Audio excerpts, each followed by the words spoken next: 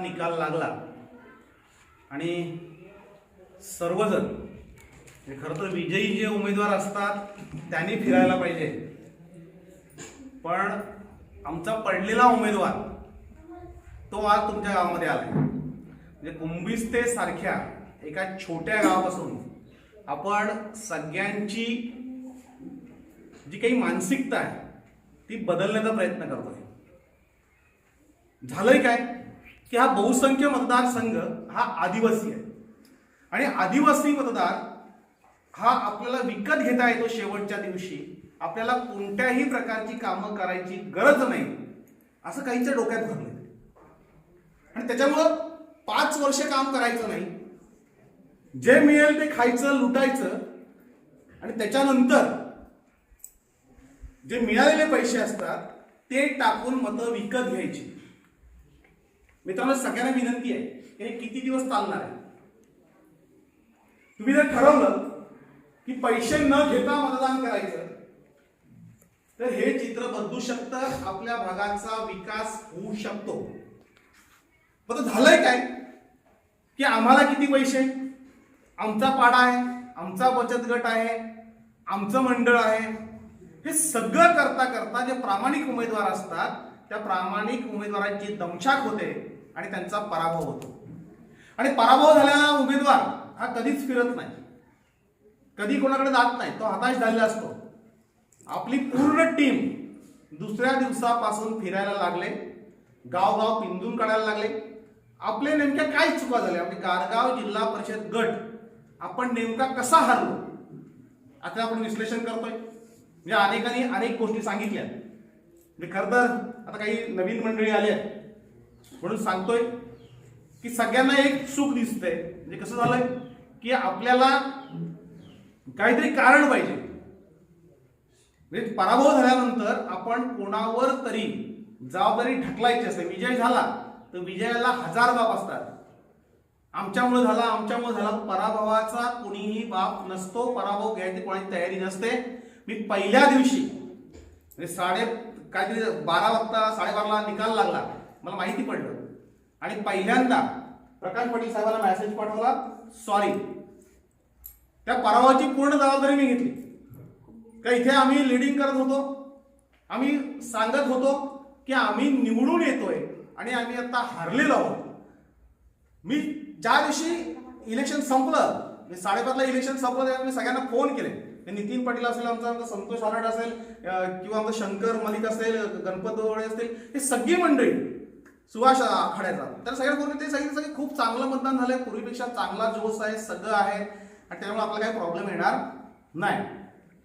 मित्रांनो, तुमचं सगळ्यांचं खास करून अभिनंदन, खास करून धन्यवाद की हारणारी लढाई आपल्या समोर दिसते, आपण हरणार आहोत, तरी ती किती पेशाने लढली जाते याचं उत्तम उदाहरण हा गावरगाव मतदारसंघ असेल, त्याच्या इतिहासामध्ये नोंद होईल. आम्हाला उमेदवार मिळत नव्हता.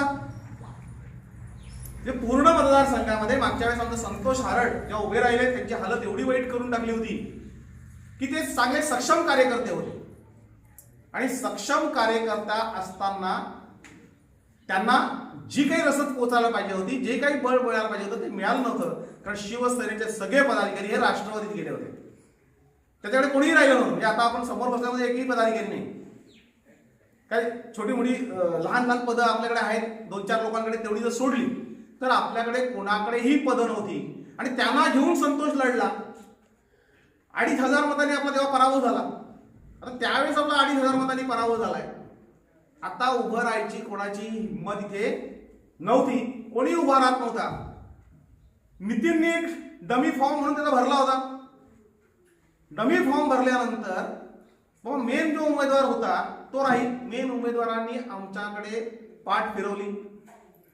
म्हणजे आम्ही सगळ्यांना आग्रह करून बघितला, बाहेरचे उमेदवार आणून बघितले, अगदी बरोबर साहेबांचे काही समर्थक होते त्यांना विनंती करून बघितली, सगळ्यांना केली. पण त्याला माहीत होतं की आपण हरतोय, हरणाऱ्या जागेवर कोण लढणार, कोणीही तयार होत नव्हतं. पण त्या हरणाऱ्या जागेवर नितीन लढायला सुरुवात केली. त्यांनी सांगितलं मी लढतोय. त्याला मी विचारलं की आपण किती खर्च करू शकतो. त्यांनी सांगितलं माझ्याकडे 1ही रुपया नाही, तो साधा ड्रायव्हर आहे. म्हणजे तो 5,000 रुपये खर्च करू शकणार नाही, त्यांनी आधीच सांगितलं होतं. आता ज्याच्याकडे 5,000 पण नाही तो उमेदवार, आता रोहिदास शेलारकडे किती पैसा आहे तुम्हाला सगळ्यांना माहिती आहे. आता एवढ्या मोठ्या बलाढ्य व्यक्तीच्या समोर, धनाढ्य व्यक्तीच्या समोर जो 5,000 खर्च करू शकत नाही असा उमेदवार उभा राहतोय. खरं तर टाळ्याबद्दल सगळ्यांनी कौतुक केलं. म्हणजे मला माहिती आहे मी हरतोय तरीही तो उभा राहतोय आणि तो लढतोय अगदी शेवटच्या क्षणापर्यंत. मत मोदीला आता मला भेटून गेला, सांगतो साहेब आम्ही जिंकणार. म्हणजे हा जो आत्मविश्वास देण्याचं काम केलं मित्रांनो, ते काम केलं आमचे लाडके जिल्हा प्रमुख प्रकाश पाटील साहेबांनी. प्रकाश पाटील साहेबांनी अनेक पावसाळे पाहिलेत. त्यांनी अनेक गोष्टी, अनेक इलेक्शन ते स्वतः लढलेत, त्यांनी स्वतः बघितलेत. त्यांना काही एवढं माहित नव्हतं अशातला भाग नाही काही निवडणूक जिंकेल का न जिंकेल. त्यांनाही माहित होतं की आपण हारणारी लढाई जिंकतोय. मलाही माहित होतं आपण हारणारी लढाई लढतोय आणि उमेदवारालाही माहित होतं. तरी आपण ज्या जिद्दीने लढलोय ते जर सगळं जर बघितलं तर समोरच्या उमेदवारांना आपण घाम फोडला होता की नाही. वाटत होतं की ना आपण जिंकू असं. आपल्याकडे काय होतं, आपल्याकडे कार्यकर्ता नाही, आपल्याकडे शाखा प्रमुख नाही, आपल्याकडे उपतालुका प्रमुख नाही, आपल्याकडे कुठलीच शिवसेनेची पदं नाही आणि कुठेही बांधणी नाही. म्हणजे अशी काही परिस्थिती झाली निर्माण पाटील साहेब की थोडेफार पैसे आपल्या बूथला देऊ असं मला वाटत होतं. पण असे काही गाव होते, उजनी असेल, पाचघर असेल, डाह्या असेल किंवा अशी गाव का तिथे बूथवर माणूस ठेवायला आम्हाला माणसं नाही मिळाली. म्हणजे आपली या मतदारसंघामध्ये कुठलीही बांधणी नव्हती तरीही आपण ती लढलो. आता कारण काय सांगतायत की भाजपचा जो उमेदवार होता त्यांनी जर फॉर्म काढून घेतला नसता की त्याने जर पाठिंबा दिला नसता तर आपल्याला विजय बराचसा पडला असता. किशोर वेखंडे म्हणून आहेत, त्यांची शेवटची अवस्था अशी होती की ते प्रचारक नव्हते, ते प्रचार करायला जात नव्हते, त्यांनी ती निवडणूक सोडून दिली होती. त्यांच्याशी राष्ट्रवादीवाले कॉन्टॅक्टमध्ये होते, पण राष्ट्रवादीच्या कॉन्टॅक्टमध्ये असतानाही किशोर वेखंडे यांनी बरोबर साहेबांना फोन केला का मला तुमच्या बरोबर यायची इच्छा आहे, शिवसेनेच्या बरोबर यायची, मला पाठिंबा द्यायची इच्छा आहे, मी काही ही निवडणूक लढत नाही. बरोबर साहेबांनी सांगितलं तर त्याला मी त्यांच्या घरी जाऊन विचारलं की तुझ्या अटी काय. त्यांनी सांगितलं माझी कसलीच अट नाही. म्हणजे आता लोक असे सांगतायत की किशोर वेखंडे विकला गेला किंवा किशोर वेखंडेला विकत घेतलं, तसं काही मित्रांनो झालेलं आहे. त्यांनी 1 रुपयाही पक्षाकडून घेतलेला नाही. उलट त्याच्याच घरी बसून त्याचाच चहा पिऊन आम्ही आलोय. त्यांनी 1ही रुपया मागितला नाही आणि आम्ही कोणी दिला नाही. कारण तुम्ही जी सांगता आकडेवारी ते जर पैसे आम्ही तर द्यायला लागलो असतो तर तेवढेच पैसे आपण आपल्या मतदारसंघात खर्च केले असते. त्याच्यामुळे भाजपचा पाठिंबा घेतला की भाजपचा उमेदवार चालला नाही ही काही चूक आपली नाही, तो त्यांचा पक्ष होता. त्यांनी काय करायचं तो त्यांचा प्रश्न होता. त्यांनी आपला पाठिंबा दिला होता. आणि दुर्दैवाची गोष्ट अशी होती की त्यांनी पाठिंबा दिला आणि नेट आपलं सगळ्यांचं बंद झालं. त्याच्यामुळे तो मेसेजही कोणाला पोहोचला नाही. दुसऱ्या दिवशी सकाळी तो मेसेज पोहोचला तोपर्यंत बरीचशी वेळ निघून गेली होती. त्यामुळे त्या विषयावर चर्चा करण्यात काय पॉईंट नाही. बऱ्याचशा लोकांनी सांगितलं की आपल्या ज्या पक्षांनी ज्या संघटनांनी पाठिंबा दिला होता त्यांनी काम नाही केलं. मित्रांनो, इथे आपल्याच माणसांनी आपलं काम नाही केलं, आपण दुसऱ्यावर काय भरोसा ठेवणार. म्हणजे आपण जर सांगितलं असतं की भाजपचा पाठिंबा तर राष्ट्रवादीला गेलाय किंवा किशोर वेखंडेंनी जर पाठिंबा रोहिदास शेलारला दिला असता तर आपल्या लोकांच्या रांगा रोहिदास शेलारच्या घरी लागल्या असत्या, आम्हाला माझा पैसे द्या कारण ही शीट गेलेली आहे. पण एवढ्या वातावरणामध्ये आपण चांगल्या प्रकारे टिकून राहिलो आणि 3,000ची जी मतं होती ती पण 5,000पर्यंत नेली. म्हणजे मागच्या वेळेस संतोष आरडला 2900 काय मत होती ना, 2960, 2,960 होती. आता ती मध्ये 5,000वर गेली. ही आपली प्रगती आहे की नाही. आपल्याकडे कुठल्याही गोष्टी नसताना, कार्यकर्ते नसताना, काही नसताना आपण लढलो. 2,000 मतांची आपल्यामध्ये वाढ झाली आणि आता आपलं खच्चीकरण करण्यासाठी मग आमच्याकडे फोनाफोनी सुरू होईल. कोणीतरी कोणाला कॉल करेल की आमचा गणपत आमच्याबरोबर होता, तुमचा सुभाष आमच्याबरोबर होता, किंवा संतोषनीच काहीतरी गडबड केली किंवा नितीनच आधीच विकला गेला होता. या गोष्टींवर कोणी विश्वास ठेवू नका, याला काही अर्थ नाही. गारगाव साठी जो माणूस नेमलेला होता युवा सेनेचा जिल्हाधिकारी त्यांना इंतभूत माहिती आहे. कारण ते सकाळी झोपेतून उठल्यापासून तर झोपेपर्यंत प्रभुदास नाईक साहेबांनी या मतदारसंघात काम केलेले, त्यामुळे त्यांना डिटेल सगळ्या गोष्टी माहिती आहेत. त्याच्यामुळे जो सच्चा कार्यकर्ता होता त्याला कोणालाही विकत घेता आलेलं नाही, तो विकला गेलेला नाही. कारण प्रत्येक गावाची जर आकडेवारी बघितली तर मागच्या निवडणुकीत पडलेली मतं आणि आता पडलेली मतं याच्यामध्ये जमीन आसमानचा फरक आहे. प्रत्येक गावात मतं वाढलीत. म्हणजे प्रत्येक गावामध्ये आपली जर मतं वाढली असती तर आपल्या सामान्य कार्यकर्त्यांनी केलेलं ते काम आहे. त्यांनी बचत गटांना खुर्च्या दिल्या, त्यांनी टेबल दिले, त्यांनी भांडी दिली, त्यांनी सगळं दिलं. आपण एक मला सांगा का एकाला तरी आपण खुर्चीनं टेबलला काय दिलंय का, भांडी दिलेत का? एकाला देऊ शकलो नाही आपण. आणि आपली ती पद्धतच नव्हती. हा आदिवासी भाग आहे, हा ग्रामीण भाग आहे. मी केवळ इथं उतरलो आणि केवळ आम्ही इथं लढलो ते याच्यासाठी की ही सिस्टीम कुठेतरी बंद झाली पाहिजे.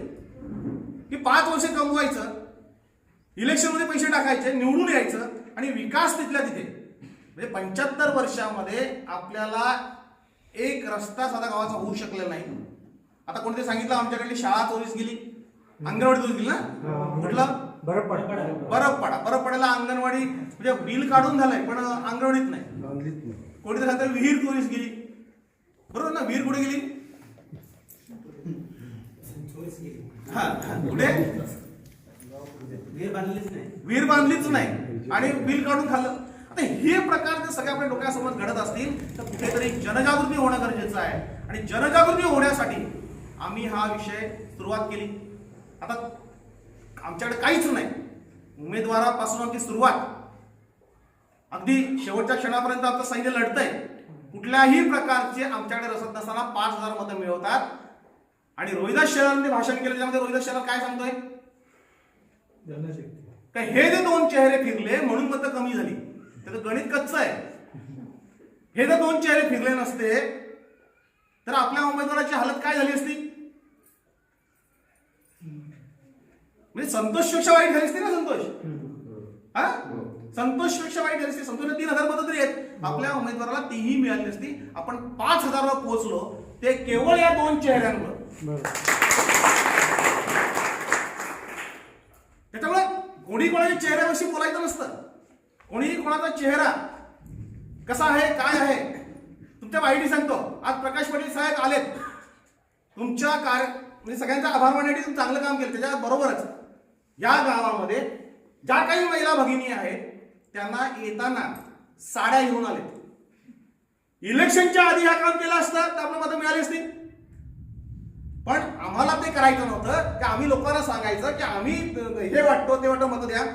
पण आम्ही ते न करता इलेक्शन झाल्यात आता खरं तर गरज नाही कोणाला, काय कोणाला द्यायची गरज आहे. पण कुंभस्त्या इथल्या जे काही पाडे आहेत या सगळ्या पाड्यांच्या महिलांसाठी पाटील साहेब आज येताना साड्या घेऊन आहेत. कोणता असा जिल्हा प्रमुख आहे की आता निवडणूक हरले,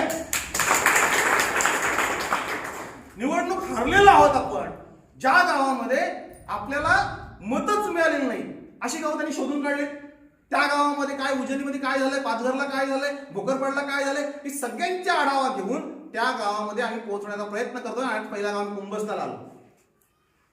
कुंभस्त्याला याच्यासाठी आलो की ज्यावेळेस पाटील साहेब सगळीकडे फिरत होते तर त्यांनी बघितलं मुलांच्या पायामध्ये चपला नाही, महिलांच्या अंगावर हरद म्हणजे फाटलेल्या साड्या, पुरुषांच्या अंगामध्ये चांगले कपडे म्हणजे आपल्या कार्यकर्त्यांच्या अंगावर चांगले कपडे नाही. हे सगळं दुःख त्यांना बघितलं. त्यांनी सांगितलं होतं इलेक्शनमध्ये शब्द देणारे बरेच असतात आणि ती चंद्र सूर्य पाडून देणारे सगळे असतात. पाटील साहेब बोलले की माझ्या हाताने यांच्या पायात चपला घालीन, मी स्वतः यांना चांगल्या साड्या घेऊन येईन, त्या प्रत्येक भगिनींसाठी देईन. इलेक्शन मध्ये त्यांनी जे सांगितलं नाही ते सांगितलं असतं आणि त्यावेळेस साड्या आणल्या असतात, त्यावेळेस त्यांनी जर वाटलं तर आपण वाटप केलं असतं तर आजचं चित्र वेगळं असतं. पण आपल्याला त्या पद्धतीने लढायचं नव्हतं म्हणून इलेक्शन नंतर आम्ही आलोय. याला जिल्हा प्रमुखाचं काम बोलतात. आणि हे लोक काय सांगतात, जिल्हा प्रमुखांवर टीका करताना रोहिदास शेलार यांनी 100 वेळा विचार करायला पाहिजे. रोहिदास शेलारवर प्रकाश पाटील साहेबांचे जेवढे उपकार आहेत तेवढे उपकार मला नाही वाटत कोणावर असतील. कारण तो शिवसेनेमध्ये होता. पाटील साहेबांनी त्याला जेवढं सांभाळलंय त्याचं साक्षी मी आहे. रोहिदास हा आमच्याच विद्यापीठातला आहे. आम्हाला माहिती आहे रोहिदास काय आहे आणि काय नाही. रोहिदास बोलतोय तर पाटील साहेब बोलायला लागले तर काय होईल. पण पाटील साहेबांनी एकही शब्द, एकही अवाक्षर काढलेलं नाही. म्हणजे आम्हाला हारलो तरी आम्ही चिडलेलो नाही. आणि तुम्ही जिंकल्यानंतरही तुम्ही तुमचा उन्माद दाखवताय, ही अत्यंत घाणेरडी पद्धत आहे. एक डायलॉग आहे बरोबर साहेब, कोणता माऊली पिक्चर वाटतं ना, हा चेहरा लक्षात ठेव, आहे ना, ऐकलं तुम्ही? हा चेहरा लक्षात ठेव संग्राम, नाही तुझी झोप उडवली तर नावाचा माऊली नाही, असं बोलत ना. आता मी सांगतो, हे चेहरे लक्षात ठेवा.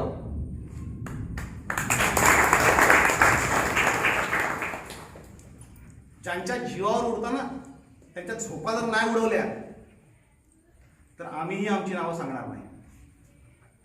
ते कुठली पद्धत, तुम्ही कशा जिंकले आम्हाला माहिती आहे, तुम्ही कशा पद्धतीने तुम्ही विजय मिळवला हे आम्हाला माहिती आहे. या सगळ्या गोष्टी आम्हाला माहित असताना तुम्ही भाषण करताना सांगताय की मुख्यमंत्री आला ना पंतप्रधान आला तरी आम्ही विजयी होऊ. आणि कुठली नशा, कोणाच्या जीवावर माज, हे सामाजिक कार्य करून चांगले सेवा करून लोकांची जर तुम्ही जिंकला असता तर आम्हीही कौतुक केलं असतं, आम्हीही अभिनंदन केलं असतं. तुमच्या विरोधात जेव्हा आदिवासी बांधव 5,000 मतं टाकतोय, कुठलेही पैसे न घेता, कुठलीही लाच न घेता, त्यावेळेस तो विजय हा त्या विरोधकांचाच असतोय. आणि आम्ही समजतोय की 5,000 मतं आमच्या सामान्य कार्यकर्त्याला नितीनला मिळाले, हा आमचा विजय. आणि या सगळ्या 5,000 मतदारांना सांभाळण्यासाठी, या 5,000 मतदारांची एकजूट बांधण्यासाठी आपल्याला आता अहोरात्र काम करायला लागणार आहे. ज्या ज्या आपल्या चुका झाल्या ते सगळ्या चुका आम्ही मान्य केल्या की आमच्याकडे शाखा नाही, आमच्याकडे शाखा प्रमुख नाहीये, आमच्याकडे बांधणी नाहीये, आमच्याकडे बूथ प्रमुख नाही, बूथवर ठेवायला माणसं नाहीत. ह्या सगळ्या तक्रारी आहेत, या पुढच्या वेळेस तुम्हाला सांगाव्या लागणार नाही, याची व्यवस्था केली जाईल. आणि म्हणून कुंभस्त्यासारख्या एका छोट्या खेड्यामध्ये पाटील साहेब आलेले आहेत. कोणता जिल्हा प्रमुख असं जाणार, कोणत्या जिल्हा प्रमुखाला एवढी काळजी आहे? एका आदिवासी खेड्यात जाऊन, म्हणजे मला वाटतंय अख्ख्या राजकीय पक्षांचा स्वातंत्र्य मिळाल्यापासून पहिला जिल्हा प्रमुख इथे आला असेल कुंभस्त्यामध्ये, बरोबर ना? या आदिवासी गावामध्ये पहिल्यांदा, आणि इलेक्शन झाल्यानंतर, असं इलेक्शन झाल्यानंतर दुसऱ्या तिसऱ्या दिवशी कोणी येत नसतं. आणि त्या गावामध्ये मतं नाही मिळाली, त्या गावात राजू बरोबर ना, या गावामध्ये मतं नाही मिळाली आमच्या उमेदवाराला, पण तुमच्या गावामध्ये तुमच्या काय समस्या आहेत या ऐकून घ्यायला आम्ही इथे आलोय. आणि या समस्या मार्गी लावण्यासाठी आम्ही प्रयत्न करू असा शब्द देतो. आणि पुन्हा एकदा सांगतो, त्यांना काय बोलायचं ते बोलू द्या. शिवसेनेच्या कुठल्याही कार्यकर्त्यांनी त्यांना उत्तर दिलेलं नाही, शिवसेनेच्या पदाधिकाऱ्यांनी उत्तर दिलेलं नाही, देणारही नाहीत कोणी, त्यांच्याकडे दुर्लक्ष केलंय. कारण अशा गोष्टींकडे दुर्लक्ष करणंच योग्य असतं, कोणाला उगीच हवा देणं हे बरोबर नाही. आणि म्हणून आपण शांत बसलो, शांत बसलो याचा अर्थ आपण घाबरलो अशातला भाग नाही, आपण योग्य वेळेची वाट बघू, आपण आपली कामं करत राहू. आणि एकदा का कामं आपली पूर्ण झाली की पुढची निवडणूक कोणाची येते? पांडुरंग बरोबर साहेबांची. आता ते नाचलेत, आता आपली बारी. हम भी नाचेंगे, घुंगूर बांध के नाचेंगे. येऊ दे निवडणूक पुढची. आता ज्या पद्धतीने काम केलंय ना, ही ट्रायल बेस होती. या मतदारसंघात नेमकं काय आहे काय नाही आम्हालाही माहित नव्हतं. आता आम्हाला माहित झालं आपला कार्यकर्ता कोण, काम कोण करू शकतं, काय होऊ शकतं याचा अंदाज आलाय. खूप सोपा मतदारसंघ आहे, खूप चांगल्या पद्धतीने इथे जिंकता येतंय आणि सहज तुम्ही जिंकू शकता. तुम्हाला सगळ्यांना पुढची निवडणूक जिंकण्यासाठी शुभेच्छा देतोय आणि इथेच थांबतोय. धन्यवाद.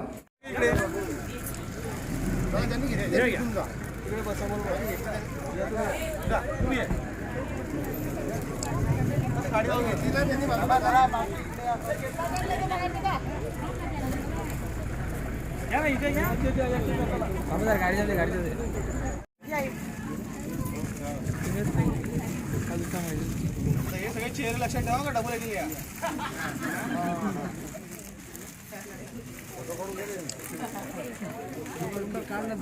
झालं ना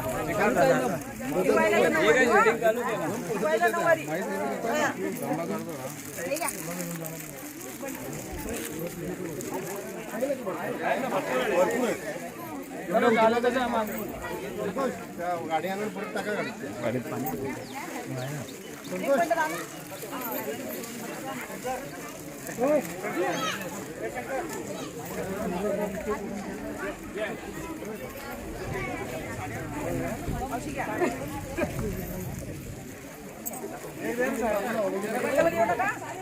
लेले डालीस थी लेले डालीस जा जा जा जा के